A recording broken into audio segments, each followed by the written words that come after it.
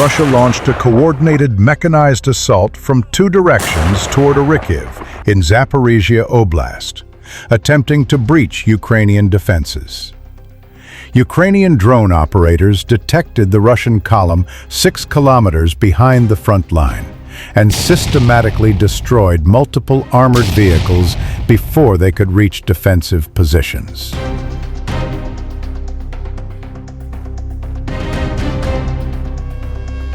Russia's goals here are twofold. Firstly, they want to pin down the defenders and disrupt their attention, while another Russian group is assaulting from the east, trying to get behind the Zaporizhzhia defense lines towards the region of Dnipropetrovsk.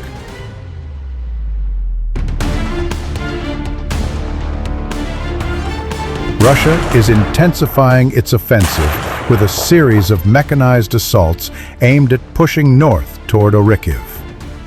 The Russian forces attempted a new tactic to breach Ukrainian lines, but the defenders were already on high alert and prepared to respond.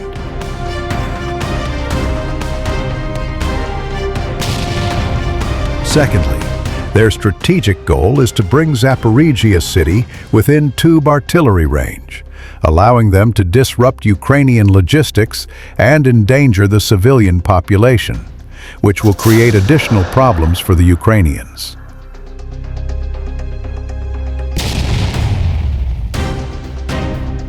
To open the gates towards the regional capital, Russia needs to take control of Orikhiv, marking its operational goal.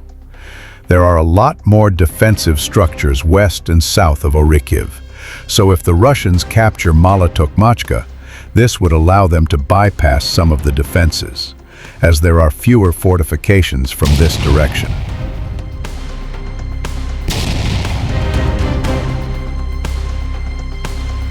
The Russian command has ordered a frontal attack on Mala-Tokmachka recently with elite VDV troops, who were annihilated by Ukrainian drone units. After failing from this direction, the Russians decided to exploit the other routes from the southwest. This will allow them to send forces through at least 2 vectors, which will divide Ukrainian attention and give the Russians better chances.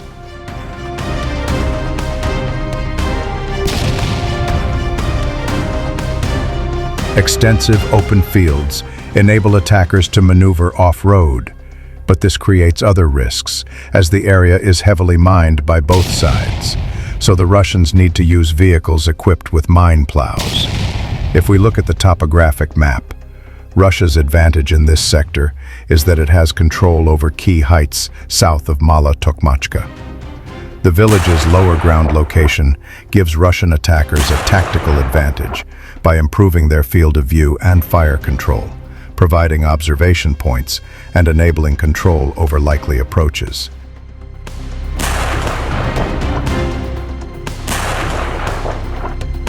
Ukrainians were on high alert after the recent attack, and reports from Ukrainian partisans working behind the front line of Russian troop redeployments in the region. Due to this, Ukrainian operators are monitoring up to 15 kilometers behind the front line with drones.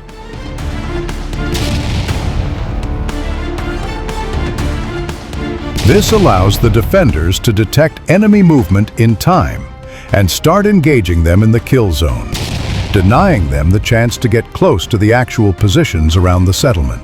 Geolocated footage shows how the first 2 Russian armored vehicles were detected near the village of Myrna, around 6 kilometers from the front line. Both hit an anti-tank mine, which immobilized them, but some Russian infantry managed to survive and take shelter in a tree line.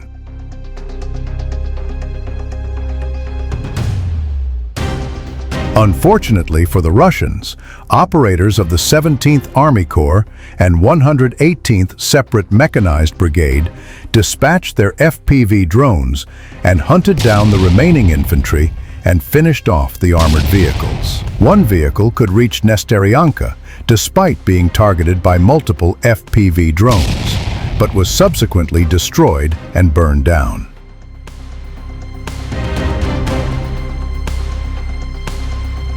4 Russian armored vehicles attempted to assault through the open fields near Robotyne, behind a mine-plowing vehicle to avoid detonating the mines.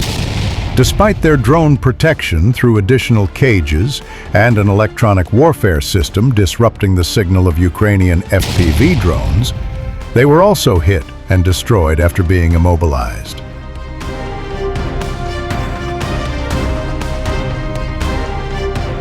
The Russian soldiers, who survived the initial engagement, dismounted but were quickly hunted down. The Ukrainians were able to eliminate the Russian vehicles before they were able to reach the positions and create a direct threat to the defenders. Compensating with drones is vital because the Ukrainian positions are understaffed, as this sector was quiet, while there are several hot points on the front line, which forced Ukraine to prioritize them and redeploy more soldiers there.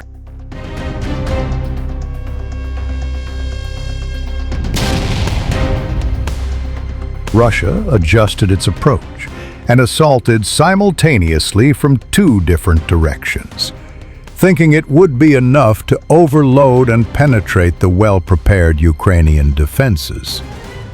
The Russians will continue pushing in this direction, as they see it as a chance to divert Ukrainian attention from other parts of the front line, where they are struggling.